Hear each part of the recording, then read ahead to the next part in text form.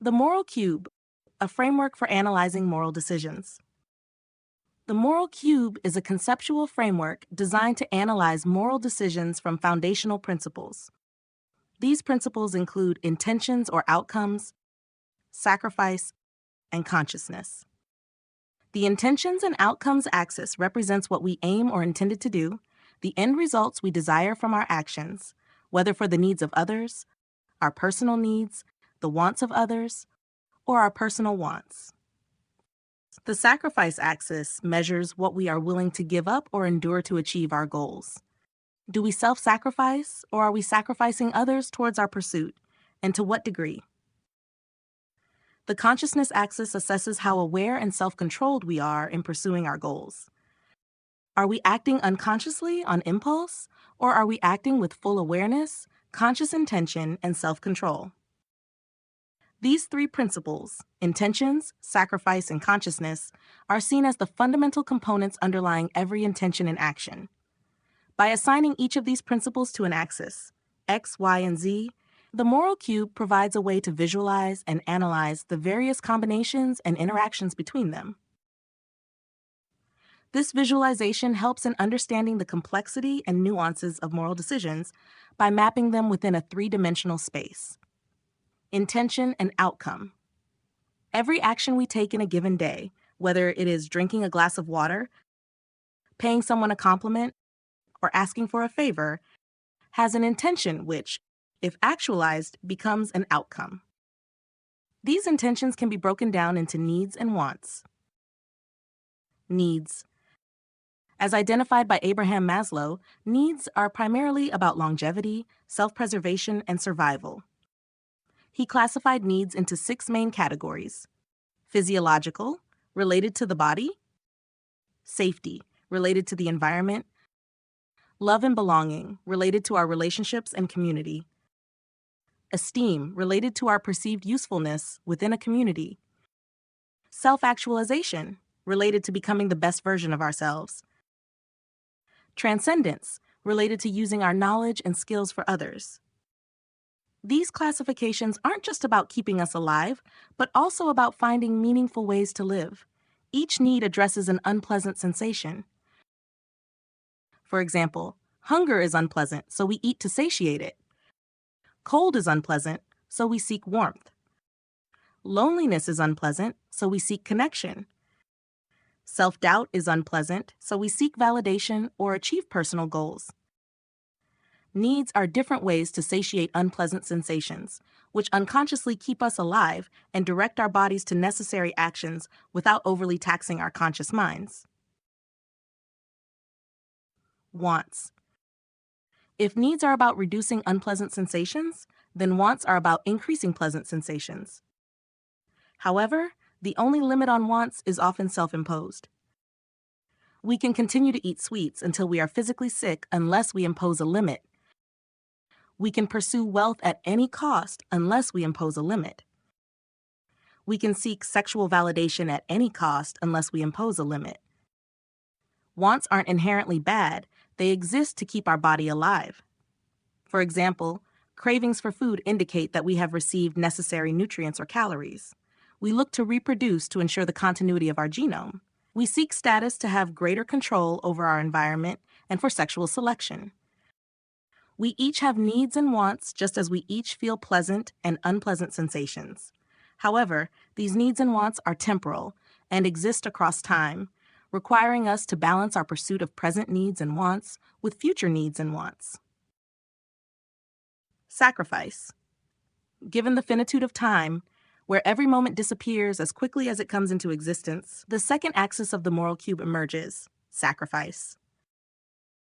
If we acknowledge that needs are actions that reduce suffering or unpleasant sensations, and wants are actions that increase pleasure or pleasant sensations, then sacrifice is the opposite. It requires a voluntary or involuntary increase in suffering or unpleasant sensations, or a voluntary or involuntary decrease in pleasure or pleasant sensations. Sacrifice can be present or future, and it can involve ourselves or others. Now we can see the complexity in the relationship between these two axes. Are we aiming at our own needs or wants, or those of others? Is our aim toward the present or the future? Are we making a present or a future sacrifice? Is that sacrifice of others or ourselves? Consciousness. The final axis measures whether we are acting consciously or unconsciously. Is there any self-control in play? How aware are we of everything involved in our decisions? This axis asks us to reflect on whether our impulses, these genetically ingrained reactions to external stimuli, are directing our behavior, or whether we are acting with full self-awareness and self-control. It's estimated that about 95% of our brain's activity is unconscious, meaning that the majority of the decisions we make, the actions we take, and our emotions and behaviors depend on the 95% of brain activity that lies beyond our conscious awareness. However, this doesn't mean we can't try to increase our awareness. We can be watchful when an emotion or thought arises, investigating its origin. We can examine impulses that direct us towards something pleasant or unpleasant. We have this capacity, and as Carl Jung explained, until you make the unconscious conscious, it will direct your life, and you will call it fate. In other words, we need to use our attention to increase our capacity to be both aware and self-controlled, ensuring that our goals and sacrifices are consciously motivated rather than unconscious reactions to situations or sensations. Virtue, vice, sin, evil, and the moral gray area. These words are often associated with religion, but if morality has a biological basis, our conscious or unconscious pursuit and sacrifice based on pleasant and unpleasant sensations, then classifications like virtue, vice, sin, and evil must also have a similar basis in biology. Virtue. Virtue is the exercise of different types of awareness in a self-controlled manner, often requiring greater personal sacrifice than the sacrifice of others. Courage, for example, often requires a personal sacrifice as there is something we fear and need to overcome. This means we are consciously or unconsciously aware of the thing we fear, but are able to exercise the self-control necessary to overcome it. The same exercise of awareness and self-control applies to all virtues, whether patience, kindness, generosity, frugality, determination, or humility. They all require the exercise of one or many types of awareness with a measure of self-control, overcoming our self-preserving impulses. Vice. Vice occurs when our impulses or self-preserving instincts, such as fear, greed, gluttony, pride, and wrath, take control when our intention is toward our own or others' needs, or even others' wants. For example, cowardice is when fear overcomes us as we attempt to be courageous, becoming a vice. Similarly, recklessness is when pride overcomes us as we attempt to be courageous. Both states had good intentions to act when there is a perceived threat, but when impulses take over, we begin to act unconsciously rather than consciously. Sin is similar to vice, but differs in that a sin is aimed at personal wants. Gluttony, for example, is an unbridled expression for more food, lacking self-control, and allowing the biological impulse to take control. This is similar for lust, wrath, and greed. Each seeks a pleasant sensation through an impulsive reaction to a sensation that arises within us. Sin is our lack of awareness and control when a biological impulse arises. Evil. Evil requires a degree of consciousness. We don't see animals who kill for food as evil because they act on impulse. However, if a person premeditates murder, the permanent sacrifice of another, with full awareness and self-control, that action is considered evil. The degree to which a person is willing to sacrifice others, regardless of the intention, is what we communally classify as evil, though there might be slight differences in where we individually draw the line. The moral gray area exists in the differences between acceptable and unacceptable sacrifice.